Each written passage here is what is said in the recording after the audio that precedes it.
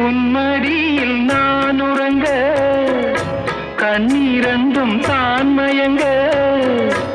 என்ன தவம் செய்தேனோ என்னவென்று சொல்வேனோ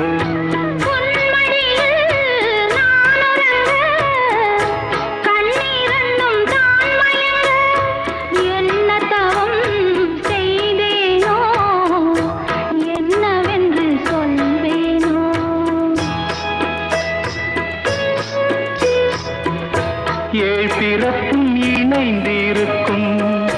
சொந்தம் இந்த சொந்தமம்மா வாழ்விருக்கும் நாள் வரைக்கும் தஞ்சமுந்தன் நெஞ்சமம்மா